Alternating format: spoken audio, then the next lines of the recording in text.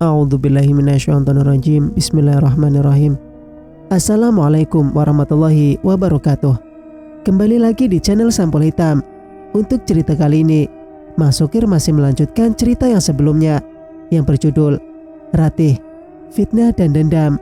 Cerita ini ditulis oleh Ami Siti. Dan tak usah berlama-lama, bagaimanakah untuk kelanjutan cerita kali ini? Ini dia kisahnya. Selamat mendengarkan.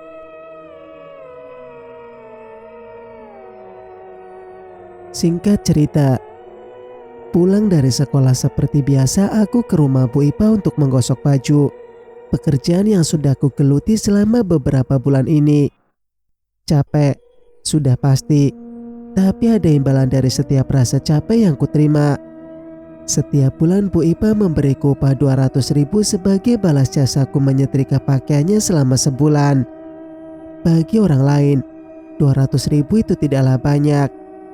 Tapi bagiku uang segitu cukup untuk membayar SPP dan beli buku pelajaran selama sebulan. Aku ingin menabung jika ada uang lebih, agar aku bisa membeli handphone. Di sekolah saat jam istirahat semua teman-teman kelasku memegang HP masing-masing. Hanya aku yang tak punya. Kadang aku malu melihat mereka dengan bangganya memamerkan HP merek terbaru dengan harga yang mahal. Sedangkan aku hanya bisa menelan ludah. Jangankan untuk beli HP, bisa sekolah aja aku sudah syukur. Terkadang ada tugas sekolah yang diberikan guru melalui WhatsApp. Aku bingung bagaimana aku mengerjakan soal-soal itu sedangkan HP saja aku tak punya. Pernah aku minta pinjam HP kakakku, si Tuti. Saat ku kembalikan dia marah-marah. Katanya pulsanya habis padahal tadi masih banyak. Aku bingung mengapa bisa habis pulsanya sedangkan aku tidak menelpon siapa-siapa. Hanya membuka WhatsApp dari teman kelasku. Ratih, kenapa pulsaku bisa habis? Tadi sebelum aku kasih ke kamu pulsanya masih 5.000. Kenapa sekarang tinggal 500 rupiah? Ratih gak tahu kak. Ratih gak nelpon siapa-siapa kok.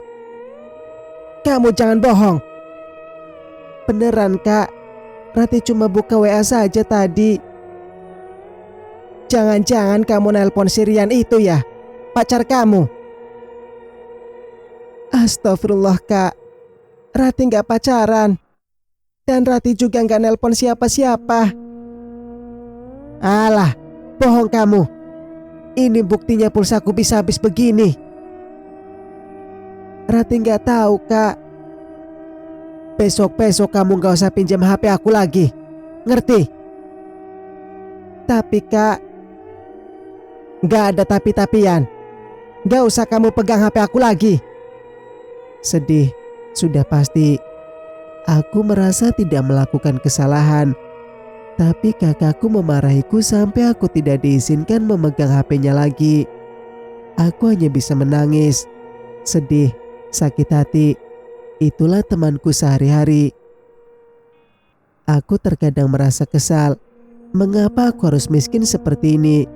Mengapa orang lain kaya? Mengapa aku harus selalu menangis jika menginginkan suatu benda? Mengapa orang lain dengan mudahnya mendapatkan segala keinginannya? Aku tidak ingin larut dalam kesedihan. Kuambil langkah menuju rumah majikanku. Aku akan bekerja saja. Mungkin suatu saat aku bisa membeli HP jika bisa menabung. Sesampainya di rumah Bu Ipah, kulihat pintu terkunci. Tak biasanya seperti ini. Aku tak tahu Bu Ipah kemana. Ku coba bertanya sama tetangganya. Assalamualaikum Bu. Waalaikumsalam. Ibu Ipahnya kemana ya Bu? Kok pintunya dikunci? Oh, Bu Ipah katanya ke tempat kondangan. Bentar lagi juga pulang. Kamu yang gosok di rumah Bu Ipah ya dek? Iya Bu. Oh, kamu tunggu aja sebentar lagi Bu Ipah pulang kok. Iya Bu. Boleh saya tunggu di teras rumah Ibu kah? Soalnya pagar rumah Bu Ipah dikunci. Boleh kok. Silakan. Terima kasih ya Bu. Iya, sama-sama. Lama aku menunggu di depan teras tetangga Bu Ipah. Mungkin karena kasihan, ibu pemilik rumah ini pun keluar menemaniku sambil membawa cemilan. Belum pulang Bu Ipah ya, Dek? Iya Bu, belum. Kenapa tidak kamu telepon saja? Saya tidak punya HP Bu. Oh, ya sudah. Pakai HP saya saja kalau gitu. Ucap tetangga Bu Ipah sambil menyodorkan HP-nya kepadaku. Aku merasa tak enak dengannya. Dia baik sekali padaku. Ibu saja yang nelpon Bu Ipah. Saya tidak tahu caranya Bu. Aku memang tak tahu cara menggunakan HP ibu ini.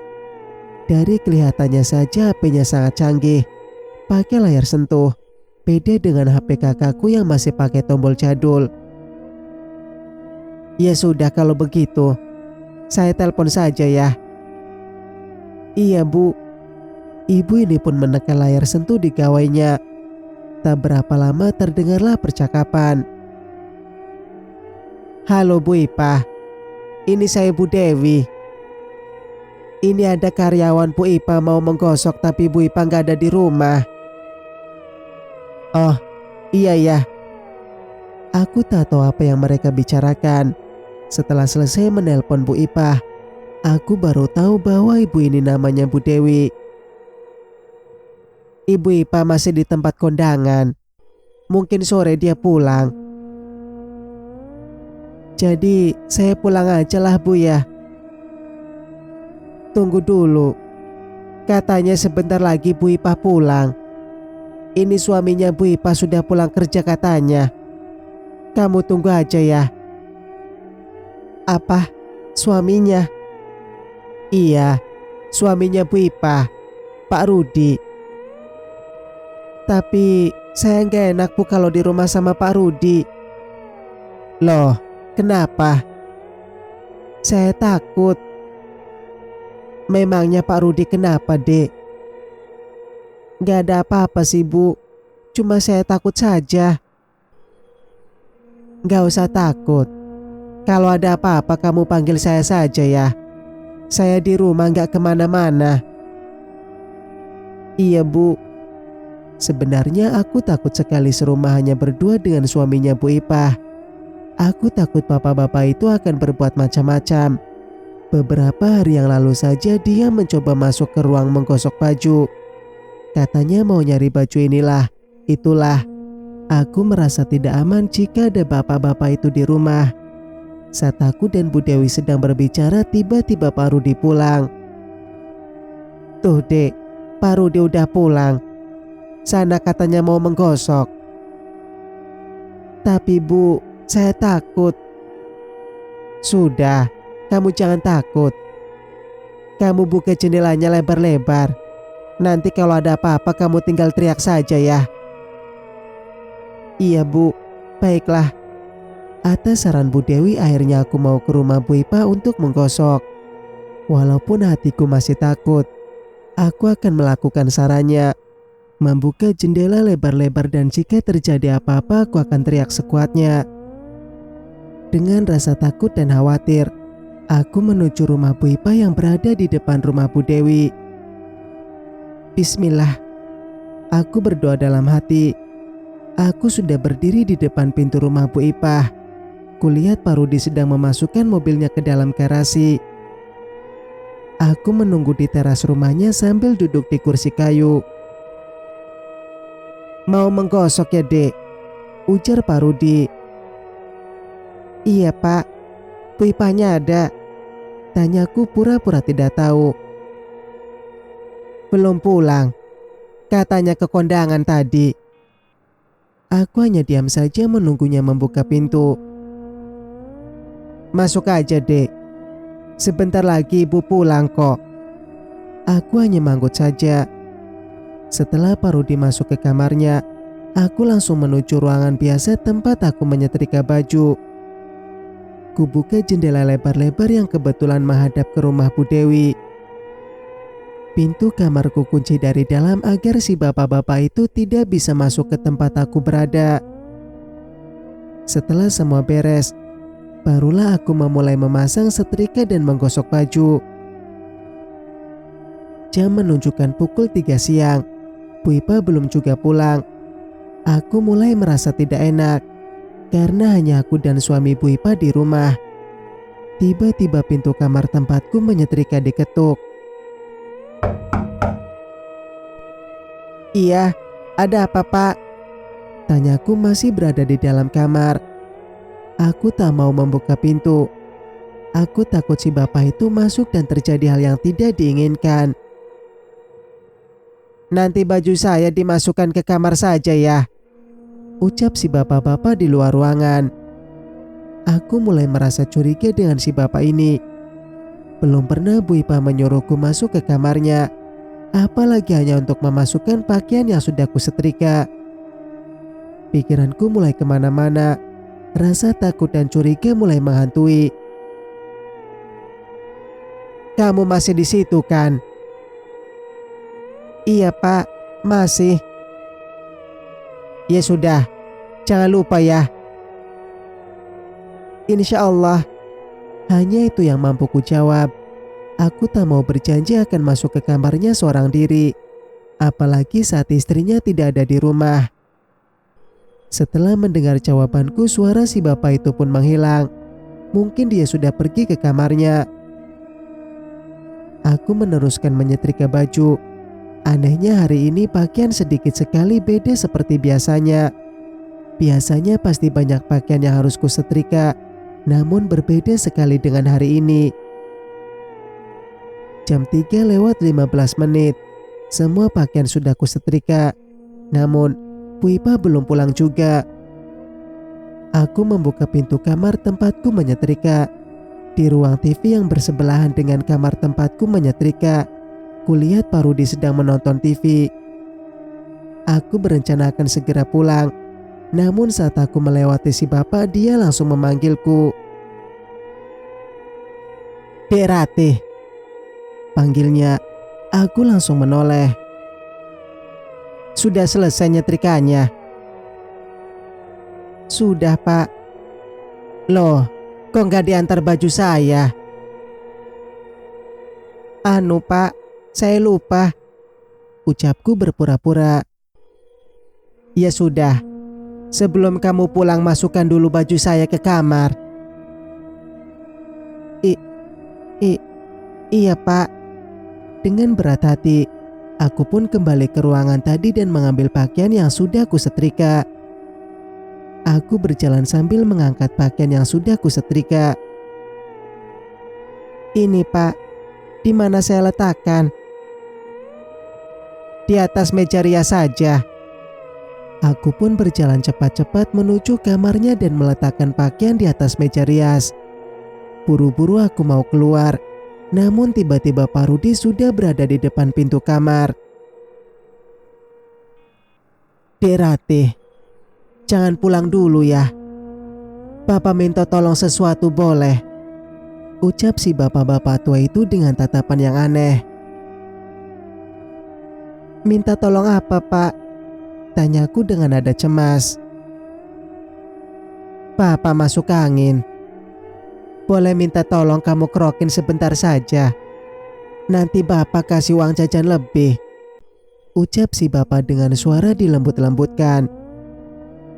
Instingku mulai tidak nyaman. Ada pikiran negatif yang menyerbu otakku. Ada apa lagi si bapak tua ini? Keluhku di dalam hati.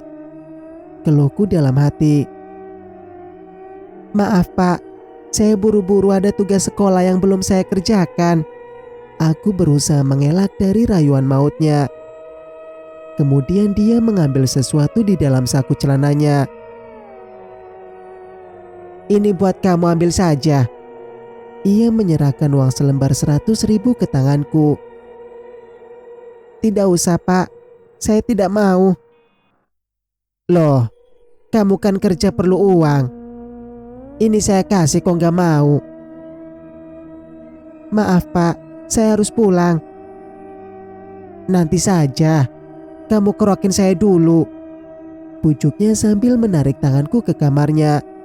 pintu dikuncinya dari dalam. Aku mulai takut dan panik. Kenapa dikunci Pak pintunya? Gak apa-apa. Yuk kerokin badan saya masuk angin ini, ujar si bapak tua itu sambil membuka bajunya. Terlihatlah perutnya yang buncit dan bergelambir itu benar-benar menjijikan sekali. Ditariknya tanganku menuju ranjangnya.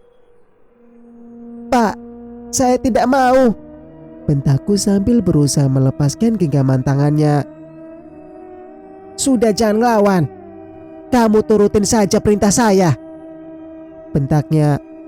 Aku berusaha menuju pintu kamar untuk membuka pintu. Namun usahaku gagal, si bapak tua itu langsung memelukku dari belakang. Aku berteriak sekuat tenaga. Tolong, lepaskan saya, tolong. Kemudian si bapak bejat itu membekap mulutku dengan tangannya.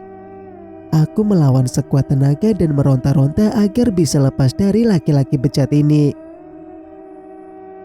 Dibilang baik-baik malah melawan, bentak si tua bejat itu. Aku didorongnya ke ranjang hingga membuat tubuhku terlentang. Tolong, tolong, Bu Dewi, tolong. Aku berusaha meminta pertolongan Bu Dewi tetangganya. Namun, sepertinya usahaku sia-sia saja. Jendela dan pintunya dikunci oleh si tua bangka ini. Tiba-tiba si bapak bejat ini menarik celana yang menempel di tubuhku. Tolong, lepaskan. Sekuat tenaga aku melawan dan memberontak. Di saat si tua bangka itu menarik celanaku, aku menendang bagian vitalnya. Aduh, teriak si tua bangka itu. Saat si tua itu lengah, aku langsung berlari menuju pintu. Namun, kuncinya sudah dipindahkan sama si tua bangka itu. Di tengah kejadian itu, tiba-tiba suara mobil Bu Ipah muncul dari arah depan rumah. Bunyi klakson mobil Bu Ipah. Aku segera memanggil nama Bu Ipah. Bu Ipah, Bu, tolong. Namun si tua bangka itu bangkit dan langsung membekap mulutku. Aku mencoba melawan agar bisa lepas dari jeratan si tua bangka ini. Namun tenaganya sangat kuat sekali. Tubuhku yang kurus lemah tak sebanding dengan tenaganya. Aku melawan dan meronta-ronta sekuat tenaga berharap ada keajaiban yang menolongku dari laki-laki bejat ini. Tolong! Teriakku yang sedang dirangkul erat oleh pria tua ini. Di tengah kemelut perlawanan ini, aku berdoa dalam hati. Ya Tuhan, selamatkan aku. Hanya itu yang bisa kulakukan sekarang. Tiba-tiba engsel pintu bergerak. Sepertinya Bu Ipah sudah berada di depan kamar ini. Si laki-laki bejat ini malah membalikkan tubuhku dan memelukku semakin erat. Muak dan menjijikkan sekali aku melihat mukanya. Si tua bangka ini berusaha menciumku. Aku melawan semakin kuat. Kuhantukan kepalaku hingga mengenai hidungnya. Mampus kau laki-laki bejat, gumamku dalam hati. Si laki-laki bejat ini pun murka. Raut wajahnya semakin garang. Tangannya diayunkan ke atas. Dia mencoba menamparku. Tapi tiba-tiba suara engsel pintu berbunyi. Suara kunci pintu dibuka. Dan saat pintu dibuka, Bu Ipah terkejut melihat pemandangan di depan matanya. Suaminya dengan bersama pembantunya. Papa! Teriak Bu Ipah murka. Si laki-laki bejat langsung melepas pelukannya. Aku langsung berlari ke arah Bu Ipah. Bu, tolong saya, ucapku sambil menangis di belakang Bu Ipah. Jelaskan pada Mama apa yang sudah Papa lakukan, tanya Bu Ipah dengan wajah merah nampak menahan amarah. Diam, Mah. Pembantu Mama yang menggoda Papa, ucap si laki-laki bejat membela diri. Benar-benar manusia laknat si tua bangka ini. Sudah jelas-jelas dia yang menjebak dan akan memperkosaku. Sekarang bisa-bisanya dia menuduhku menggodanya. Dasar laki-laki bejat. Tidak, Bu. Tidak. Papa yang menyuruh saya masuk ke kamarnya untuk meletakkan baju yang sudah saya setrika. Lalu, tiba-tiba si tua bangka itu memotong pembicaraanku. Diam kamu babu. Kamu yang salah malah menuduh saya. Ucap si laki-laki bejat itu dengan menghinaku. Demi Allah bu, saya disuruh bapak ke kamarnya. Lalu bapak menyuruh saya memijitnya. Aku berusaha menjelaskan kejadian sebenarnya. Enggak mah. Dia bohong. Mana mungkin papa seperti itu. Enggak mungkin mah. Bantah laki-laki bejat itu. Pandai sekali ia memutarbalikkan fakta. Dasar munafik. Bu Ipa nampak kebingungan siapa yang harus ia percaya. Jelaskan apa yang terjadi pada mama. Jujur Pak, teriak Bu Ipa dengan wajah penuh emosi. Mah, percaya sama Papa. Papa tidak melakukan apa-apa. Dia yang masuk ke kamar Papa lalu menggoda Papa yang sedang tidur. Papa gak bohong Mah. Mama percaya sama Papa. Pandai sekali si bejat itu mengolah kata-kata. Benar-benar membuatku makin muak melihat mukanya. Bu, demi Allah saya tidak menggoda Bapak. Saya disuruh ke sini. Gak usah bawa-bawa nama Tuhan kamu. Kalau salah yang aku aja. Hardik si tua bangka itu. Kalian berdua keluar dari kamar ini. Ikut saya. Ujar Bu Ipa berapi-api. Bu Ipa nampak semakin kebingungan. Ia tak tahu siapa yang harus ia percaya. Saya benar-benar tidak menyangka kalian akan berbuat seperti ini. Kalian merusak kepercayaan saya. Terlebih kamu Ratih. Mulai hari ini kamu saya pecat. Mungkin lebih baik untukku tidak bekerja di tempat terkutuk ini. Aku tidak lagi bertemu dengan si tua bangka bejat ini. Aku hanya bisa menangis di saat Bu Ipa mengatakan itu. Memang itu yang terbaik bagiku, tapi aku merasa seolah Bu Ipa membela suaminya yang bejat itu. Mah, Mama percaya sama Papa kan? Lagi-lagi si tua bangka itu memelas pada Bu Ipa. Kalian berdua ikut saya. Kemana Mah? Ke kantor balai desa. Mah, jangan Mah. Kalian ikut saya sekarang juga. Ucap Bu Ipa semakin marah. Aku terpaksa mengikuti Bu Ipa yang menyuruh kami ke kantor balai desa. Setiba di depan rumah Bu Dewi sudah berada di depan pagar. Bu Ipa, ada apa ribut-ribut? Si Ratih kenapa nangis? Tanya Bu Dewi sambil melihat ke arahku yang sedang menangis. Dia sudah melakukan kesalahan. Saya sudah memecatnya. Ucap Bu Ipa singkat. Maksudnya? Bu Dewi masih belum mengerti ucapan Bu Ipa. Dia menggoda suami saya. Saat saya masuk saya melihat mereka sedang berzina di kamar saya. Ucapan Bu Ipa benar-benar membuat sakit hatiku. Dia lebih percaya pada suami bejatnya. Gak mungkin Bu Ipa. Ratih anaknya baik. Tadi dia nungguin ibu berjam-jam di rumah saya. Gak mungkin Ratih seperti itu Bu. Ternyata Bu Dewi masih berpihak padaku. Demi Allah Bu, saya tidak melakukan apapun yang dituduh itu. Saya dijebak. Ucapku membela diri. Diam kamu pembantu gak tahu diri. Hardik si tua bangka itu. Bu Ipa segera membawaku dan tua bangka itu ke balai desa. Di tengah jalan banyak orang yang bertanya-tanya. Ada apa Bu? Pembantuku dan suamiku berbuat mesum. Ucap Bu Ipa tanpa malu mengumbar aib suaminya. Mereka tampak kaget dan syok mendengar ucapan Bu Ipa. Makin banyaklah warga yang ikut berdatangan ke kantor balai desa. Yang lebih menyakitkan ada yang menuduhku pelakor. Dasar pelakor, kecil-kecil udah jadi pelakor. Hatiku sakit sekali mendengar ucapan itu. Malu dan hancur rasanya. Aku adalah korban tapi seolah aku dijadikan tersangka. Aku layaknya tersangka di mata mereka. Bahkan mereka tak tahu bagaimana kejadian ini sebenarnya. Aku digiring ke balai desa. Perasaanku sudah tak enak.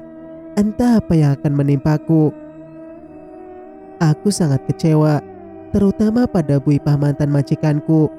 Dia lebih percaya pada suami bejatnya. Dasar kalian berdua menjijikan, pezina, ucap seorang ibu yang datang ke balai desa ikut mengompori suasana. Demi Allah, saya tidak melakukan perbuatan dosa itu. Saya adalah korban tua bangka ini. Hardiku kesal. Sakit hati dipermalukan seperti ini. Jelas-jelas aku tidak bersalah. Diam kamu Ratih, bentak Bu Ipah murka. Bu, saya tidak bersalah. Suami ibu yang menjebak saya.